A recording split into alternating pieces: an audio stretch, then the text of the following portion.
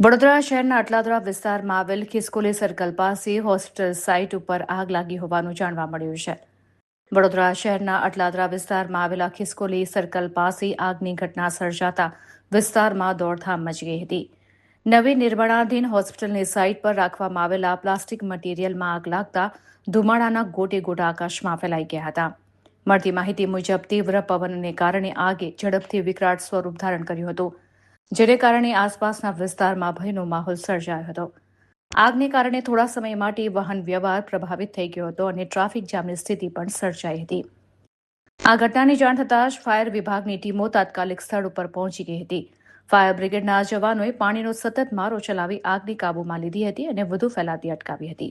આગની ઘટનામાં હોસ્પિટલની બાજુમાં આવેલા મારુતિના વર્કશોપ માટે પણ જોખમ ઊભું થયું હતું. જોકે વર્કશોપના મેનેજર દીપક શર્માએ સમય સૂચકતા દાખવી 15થી વધુ વાહનોને તાત્કાલિક સ્થળ પરથી બહાર ખસેડી દીધા હતા, જેને કારણે મોટું આર્થિક નુકસાન ટળી ગયું હતું. વર્કશોપના કર્મચારીઓ અને સ્ટાફે પણ ઝડપી કામગીરી કરી આગની અસર વાહનો સુધી પહોંચે તે પહેલા જરૂરી પગલાં લઈ લીધા હતા. ફાયર વિભાગની સમયસર કામગીરી અને કર્મચારીઓની સતર્કતાને કારણે મોટી દુર્ઘટના ટળી હોવાનું માનવામાં આવી રહ્યું છે. હાલ આગ લાગવાનું ચોક્કસ કારણ જાણવા વધુ તપાસ હાથ ધરવામાં આવી રહી છે. આ ખિસકોલી સર્કલ પાસેનું એક બિલ્ડિંગ છે એમાં કામ ચાલી રહ્યું હતું. કામ ચાલી રહેલું હતું એમાં સંપૂર્ણપણે નિષ્કાળજી જે કોન્ટ્રાક્ટર કામ કરતો હશે, જેની એ જગ્યા છે એને પોતાએ ધ્યાન રાખવાનું હતું આ વસ્તુનું. એના કારણે બાજુમાં એક શોરૂમ આવે છે, બાજુમાં એક સ્કૂલ આવી રહી છે, એમની જ બાજુમાં એક હોસ્પિટલ છે પોતાની, જેમની બિલ્ડિંગનું કામ ચાલી રહ્યું હતું.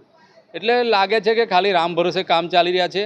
સારું થયું કોઈ જાનહાની નહીં થઈ. જો આગ વધુ વિકરાળ બની હોત આના કરતાં તો બાજુનો શોરૂમ હતો એમાં બી અસર થાત અને બાજુમાં સ્કૂલ હતી એના બી બાળકોને અસર થાય એવું હતું. જો કે અત્યારે તો વેકેશન ચાલી રહ્યા છે, પણ સંપૂર્ણ ધ્યાન રાખવું જોઈએ, નહીં તો આ જો બાજુમાં હોસ્પિટલ હતી એ બાજુ આગ વરી હોત તો પ્રોબ્લેમ થાય. બાજુમાં હાઈ ટેન્શનના વાયરો બી છે, વાયર તૂટ્યા હોત તો કોઈને કોઈ જાનહાની થવાની જ હતી. એટલે જે બી લાગતા વળગતા લોકો હતા એમને પહેલાં ધ્યાન રાખવું જોઈએ અને કામ કરવું જોઈએ. बहुत लंबे समय से यहाँ बेल केयर हॉस्पिटल का काम चल रहा था खिसकोली सर्कल पे. बहुत सारी बार यहाँ पे शोरूम की तरफ से इन लोगों को बोलने में भी आया कि यहाँ पे साफ सफाई रखो और सेफ्टी रखो. तो यहाँ पे सेफ्टी नाम की कुछ चीज़ नहीं थी. अभी यहाँ पे आग का बनाव बना बहुत बड़ा. तो यहाँ पे क्या है, शोरूम की जो फायर सेफ्टी की लाइन थी उससे लड़कों ने यहाँ पे बुझाने में कोशिश करी, मदद करी और वो अच्छा हुआ कि यहाँ पे बहुत बड़ी दुर्घटना होने से बच गई. बगल में यहाँ पे BRG का स्कूल भी है, वेकेशन चल रहा है, बच्चे नहीं है. नहीं तो जिस तरह से आग फैली थी उस तरह से लग रहा था कि आग बहुत बड़ा विकराल रूप लेगी.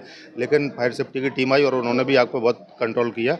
और बगल में बेल केयर हॉस्पिटल भी है, तो वहाँ पे उनके पास में भी उनकी भी दुर्घटना होने से बहुत बची. तो ऐसा क्या है, ये लोग बहुत मतलब इन लोगों को फिर फायर सेफ्टी के उसमें ध्यान देना चाहिए, क्योंकि ये घटना बहुत बड़ी बन सकती थी.